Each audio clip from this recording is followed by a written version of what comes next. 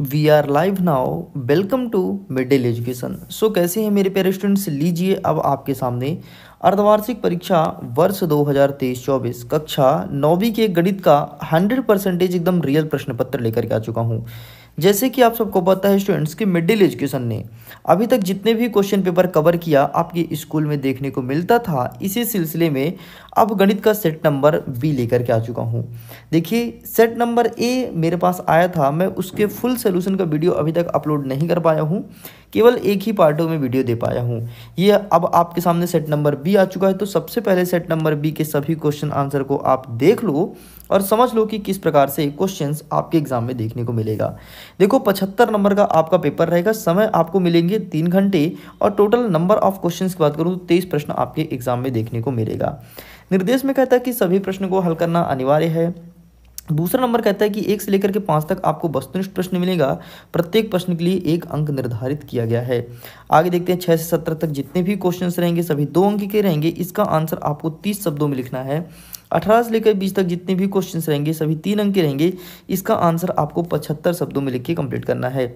21 से लेकर के 23 तक जितने भी क्वेश्चंस रहेंगे सभी 4 अंक के रहेंगे और इसका आंसर आपको 150 शब्दों में लिख के कंप्लीट करना है। चलिए आगे बढ़ते हैं। प्रश्न क्रमांक 1 कह रहा है सही विकल्प चुन कर लिखो। इसमें पहला नंबर कहता है शून्य बहुपद की घात, तो इसका सही आंसर लगाना है परिभाषित नहीं, मतलब शून्य बहुपद की घात है कि जिसे हम डिफाइन नहीं कर सकते हैं। नेक्स्ट सेकंड नंबर, मूल बिंदु के निर्देशांक क्या होते हैं, तो मूल बिंदु के निर्देशांक 0 0 होते हैं, अर्थात ऑप्शन नंबर सी पे टिक करना है। आगे बढ़ते हैं। नेक्स्ट हमारा कह रहा है कि निम्नलिखित में से कौन सा बिंदु बाई अक्ष पर स्थित होगा, तो इसका सही आंसर हो जाएगा आपका ऑप्शन नंबर ए, मतलब एक्स पर 0 हो और बाई पर 2 हो, ये इसका सही उत्तर हो जाएगा। आगे बढ़ते हैं। तीसरा नंबर कहता है कि किसी त्रिभुज के सभी कोणों का योग क्या होता है, तो त्रिभुज के सभी कोणों का योग 180 डिग्री होता है, अर्थात ऑप्शन नंबर बी पे टिक करना है। नेक्स्ट कहता है एक समचतुर्भुज एक हो सकता है, तो क्या होगा समचतुर्भुज, तो वर्ग होगा, इसका सही आंसर ऑप्शन नंबर सी पे टिक करना है।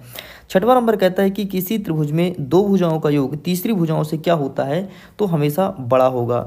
ठीक है, त्रिभुज का डेफिनेशन ये है कि 2 भुजाओं का योग तीसरी भुजाओं से हमेशा बड़ी होगी। आगे देखते हैं। प्रश्न क्रमांक 2 कहता है रिक्त स्थान की पूर्ति करो।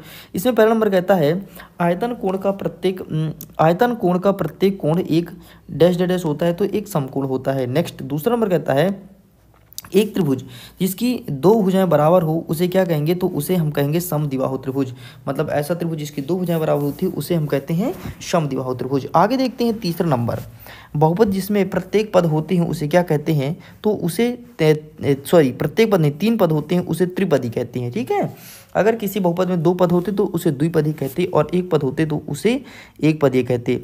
चौथा नंबर देखते हैं भाज्य बराबर भाजक गुणे भागफल धन शेष फल हो जाएगा यहाँ पर। और 5वां नंबर कहता है वाई अक्ष के निर्देशांक को क्या कहते हैं, तो कोटि कहते हैं, और एक्स अक्ष के निर्देशांक को भुज कहते हैं, ये चीज़ ध्यान रखना। आगे देखते हैं 6वां नंबर, 2 चर वाले रैखिक समीकरण का आलेख एक डैश डैश रेखा है, तो एक सरल रेखा है, तो यहाँ पर आपको सरल रेखा लिख देना है। चलिए आगे बढ़ते हैं। प्रश्न क्रमांक 3 क्या कह रहा है सही जोड़ी मिलाइए। एक साइड लिखा है सेक्शन नंबर ए, दूसरा लिखा है सेक्शन नंबर बा।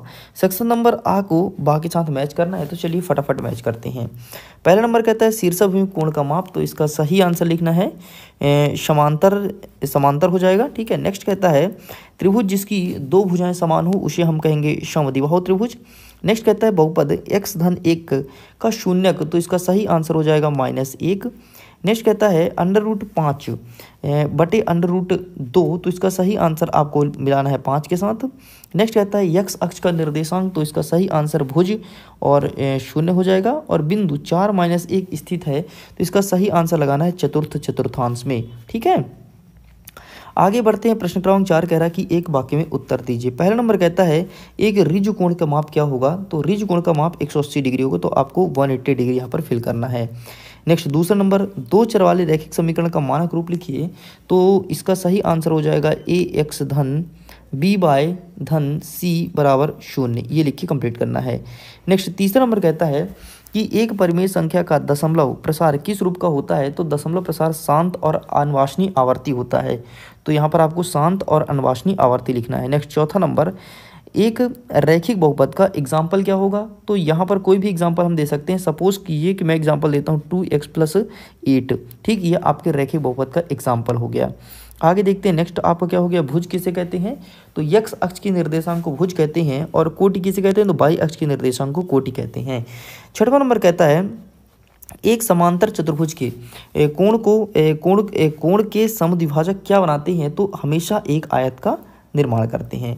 तो लीजिए स्टूडेंट्स, इस प्रकार से मैंने प्रश्न क्रमांक 6 तक के संपूर्ण प्रश्न और उत्तर को कवर कर लिया। अच्छा, अगर आपने अभी तक सेट नंबर बी के क्वेश्चन पेपर का पीडीएफ डाउनलोड नहीं किया है तो आपने बहुत बड़ी गलती करके बैठी है। जाओ जाकर के अपने पीडीएफ को डाउनलोड करो, पूरा का पूरा पेपर तुम्हारे पास आ जाएगा, तो अपनी पढ़ाई तुम कंटिन्यू कर देना। चलिए आगे देखते हैं नेक्स्ट हमारा 5वां नंबर कहता है कि सत्य और असत्य लिखो। इसमें पहला नंबर क्या कह रहा है कि सम चतुर्भुज के प्रत्येक विकर्ण परस्पर में समद्विभाजित करते हैं, तो बिल्कुल सत्य हो जाएगा। नेक्स्ट हमारा क्या कह रहा है, दूसरा नंबर, वृत्त की सबसे बड़ी जीवा त्रिज्या होती है, तो नहीं बेटा गलत है, वृत्त की सबसे बड़ी जीवा व्यास कहलाती है। तीसरा नंबर कहता है कि त्रिभुज का क्षेत्रफल 1/2 आधार गुणे ऊंचाई होता है, तो बिल्कुल सत्य है। चौथा नंबर कहता है गोले का आयतन 4/3 पाई आर स्क्वायर होता है, तो बिल्कुल सत्य है। नेक्स्ट 5वां नंबर कहता है वर्ग अंतराल 50-60 में 50 वर्ग की उच्च सीमा है, तो बिल्कुल गलत है। 6वां नंबर कहता है कि प्रत्येक पूर्ण संख्या एक प्रकृत संख्या होती है, तो यहाँ पर आपको प्रत्येक पूर्ण संख्या एक प्रकृत संख्या होती है, ये असत्य हो जाएगा, क्योंकि पूर्ण संख्या स्टार्ट होती है 0 से लेकर के अनंत तक, और प्राकृत संख्या स्टार्ट होती है 1 से लेकर के अनंत तक। तो इस प्रकार से इसको भी हमने कवर कर लिया। आगे बढ़ते हैं, प्रश्न क्रमांक 6 कह रहा है कि परिमेय संख्या क्या होता है। अथवा में कहता है कि 8√15 से भाग देना है 2√3 को, और हमें बताना है कि आंसर क्या आया है। 7वां नंबर कह रहा है कि 1/7 और 2/7 के बीच एक अपरिमेय संख्या निकालना है, और इसके अथवा में क्या कहता है कि 1√2 में हर का परिमेयीकरण कीजिए। चलिए आगे बढ़ते नेक्स्ट क्वेश्चन देख लेते हैं। अब देखिए स्टूडेंट्स, यहाँ पर कुछ क्वेश्चंस मिस हैं, ठीक है, वो छूट गया, कोई दिक्कत नहीं, जैसे ही मेरे पास आता तो मैं अपलोड कर दूंगा। प्रश्न क्रमांक 10 कह रहा है कि बिंदु दिया हुआ है, ठीक है, और बोला गया है कि ये किस चतुर्थांश में स्थित है, एंड इसके अथवा कहता है कि बिंदु दिया गया है -2 और 2 और 3 और -4 की भुज और कोटि का मान निकालना है। तो इस प्रकार से स्टूडेंट्स ये हमारा पार्ट नंबर फर्स्ट था, जल्द ही मिलेंगे, आगे कवर करेंगे पार्ट नंबर सेकंड। तो पार्ट नंबर फर्स्ट आपको पसंद आया तो वीडियो को लाइक कर सकते हैं, अपने दोस्तों के साथ शेयर कर सकते हैं, और अगर पहली बार चैनल को सब्सक्राइब कीजिएगा। जल्द ही मिलते हैं पार्ट नंबर सेकंड के साथ। Okay, bye bye.